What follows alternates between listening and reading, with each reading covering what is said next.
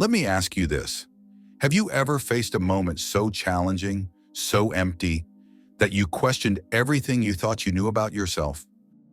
A moment where your strength failed, your confidence shattered, and you felt stripped of everything familiar? Those moments can feel like you are in the desert, a harsh, barren place where we come face to face with our limitations. And yet, in that wilderness, God invites you into a journey of humility and surrender. It's not an easy path, but it's where true transformation begins. Today, I want us to explore what it means to be humbled and to surrender. Two words that often feel heavy, even intimidating, but which, when embraced, can elevate us to a place of true greatness and peace. The Apostle Peter, in his first letter, says, "Humble yourselves therefore under the mighty hand of God, so that at the proper time he may exalt you." Think about that. The wilderness experiences in our lives are not there to break us. They are there to prepare us, to strip away the things that no longer serve us, and to build a foundation strong enough to carry the weight of our true calling. In those dry seasons, we are invited to confront our limits, not as a punishment, but as an opportunity for growth.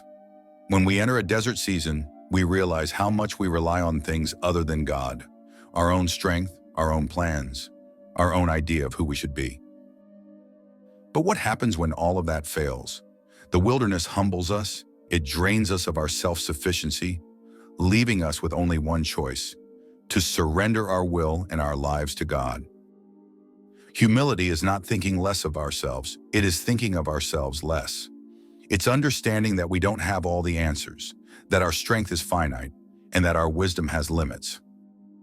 While in the desert, we begin to see that our need to control everything, to be everything, is not sustainable. The weight of it all becomes too much. And that's when we come to a crossroad. Will we cling to our pride, or will we let go and surrender to the one who knows our path better than we do? There is something extraordinary that happens when you surrender. When you let go of your plans, your need for control, your own understanding, you open yourself to God's infinite wisdom. This is not a passive surrender. It is an active choice to trust that God's ways are higher than yours. It is saying, "Lord, I may not understand why I'm here, but I trust you know the way through this desert." Surrender is the key that opens the door to God's blessings. Our limitations remind us that we were never meant to carry the weight of the world alone. When we let go, we make room for God's guidance, for His love, and for His purpose to fill the empty places in our lives. It's a powerful transformation, one that can only happen when we are willing to release our grip and trust Him fully. In these moments of surrender, God begins to work within us, chiseling away our fears, our doubts, and our need for control. This is not an easy process, but it is a necessary one. As we submit to His will, we begin to see that His plans for us are far greater than anything we could imagine.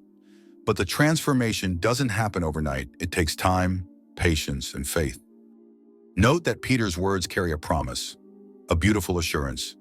At the proper time, He may exalt you. God doesn't want us to remain in the wilderness forever. He desires to lift us up, to restore us, to lead us into a season of purpose and abundance. But first, we must be willing to walk through the season of humility, allowing ourselves to be molded and shaped for the calling He has placed on our lives. When you humble yourself in the desert, you are being prepared for something far greater.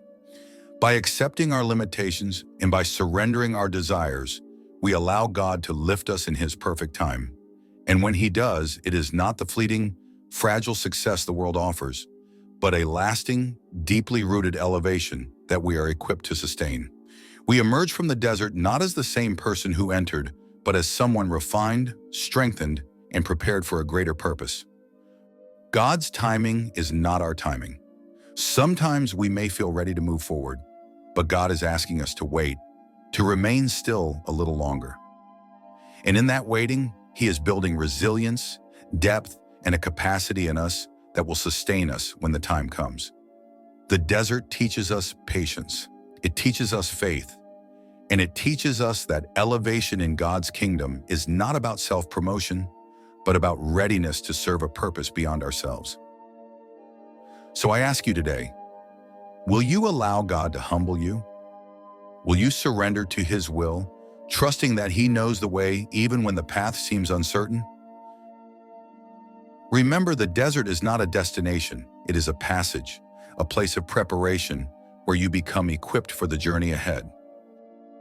Embrace humility, surrender, not out of weakness, but out of the strength that comes from trusting in something greater than ourselves.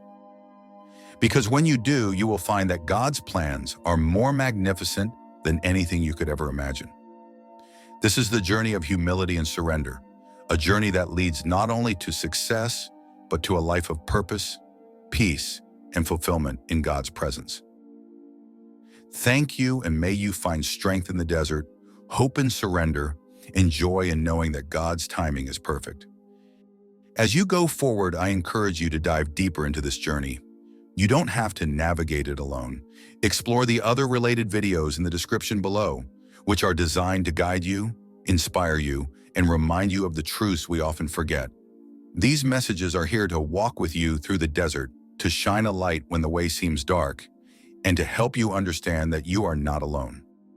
God is with you, working in you, and preparing to exalt you in His time.